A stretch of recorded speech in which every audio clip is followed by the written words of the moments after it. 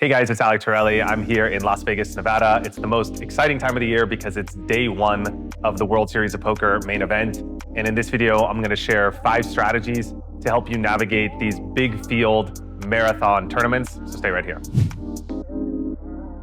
So with these big tournaments where the structure is really good and you get a lot of chips and you're very deep stacked, it is really a marathon, not a sprint. You have to keep in mind that the only thing that could happen on day one, especially, is that you could bust, but you can't win the tournament. So avoid the FOMO or the feeling like you have to double up or accumulate a massive stack on day one. It's simply not true. Your first and foremost goal should be to stay in the tournament, pick your ideal spots, and avoid gambling with a large part of your stack and basically avoid busting. When I got 11th in the main event, for example, I ended day one of the World Series with the exact same starting stack that I had. Basically didn't matter at all for day two. You win one hand, you double up. You're always one hand or one double away from having a big stack or being chip leader. So on day one, pick the best spots. Look for hands where you could win a lot, but only lose a little. And 3 or 4 big hands during day one is plenty enough to give yourself a good spot to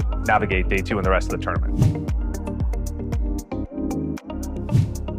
So if you end up getting a tough table draw or even a good table, but it's very dynamic because you have pros or aggressive players to your left who are 3-betting a lot or putting you in tough spots, you will have to adjust. And you want to avoid being in these ego wars where you feel like people are targeting you specifically. Sometimes it's not about that at all. It's just about the table dynamics. Maybe they cover you and that's what they're supposed to be doing. Maybe you're close to the money or the bubble pressure. And this is just part of the strategy of the game. So one thing that you're going to have to do in a tournament, especially a big field tournament like the main, is adjust your strategy accordingly. Avoid FOMO where you feel like everybody's gambling in all these spots and every pot is 4 or 5 ways and people are throwing all their money in with silly hands.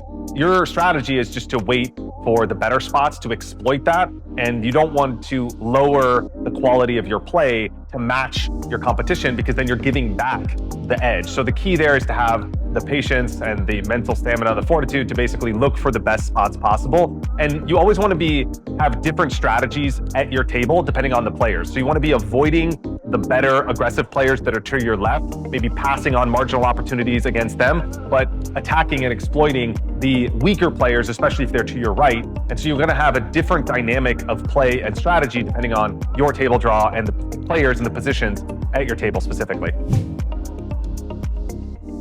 One of the key things about playing these marathon tournaments is using all the information available to you when you're not in hands to gather precious information that you're going to use later when you are in a hand. So avoid trying to be on your phone if possible, or just stay locked in to what's happening because you're going to get really valuable data as people play and reveal their strategies. So what's going to happen is the better players over time are going to increase their edge because they're using the data available to them better than the amateurs or the other players, perhaps even other good players, that simply aren't paying attention or they're checked out or they're not locked in. And so what you could do with that is you could wait all day for these key moments. And once you identify the right situation that we talked about before, but also the right player to make the move against because you've identified their weaknesses or their patterns, or they've telegraphed their betting patterns and what that means about the strength of their hand, you can use that to your advantage. So that's why I said earlier, it only takes a few key spots to change the direction of your tournament.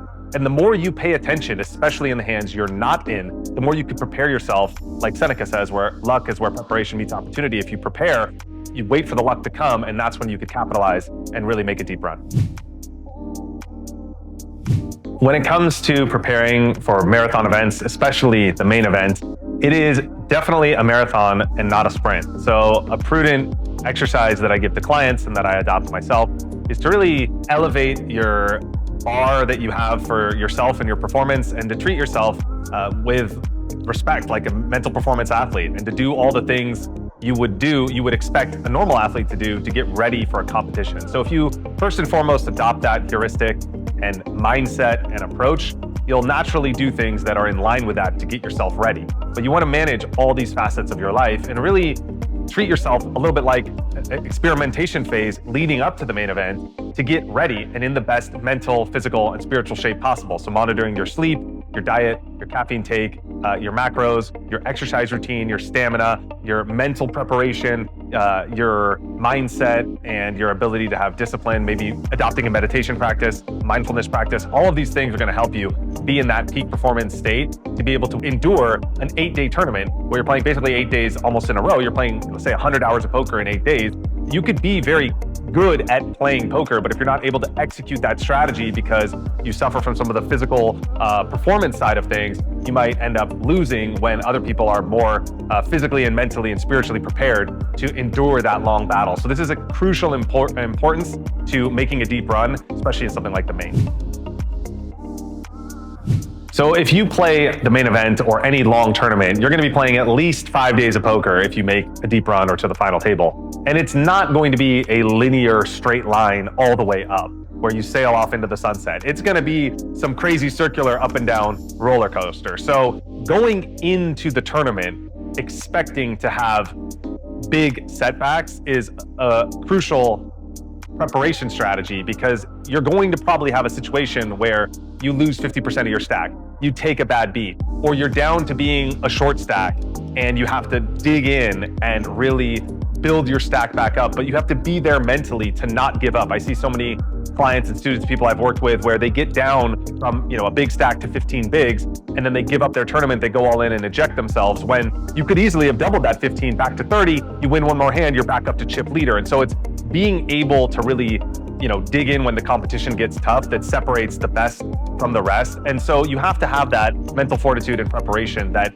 you will lose those chips. And that's why it's so important to pay attention to all the small spots, because if you could build your stack up enough where you have a cushion, you have a decent sized chip stack, you learn to win chips without cards, you'll have 60 bigs instead of 30. Then if you do take a bad beat, it's not the end of the world, because you're down to 30 bigs, you're not out of the tournament, you can build yourself back up. So it's a lot of combining the strategy side of things with the mindset of which opportunities to take and which ones to avoid, and then having that resilience to dig in, especially if you lose a big pot, that'll help you make these deep runs.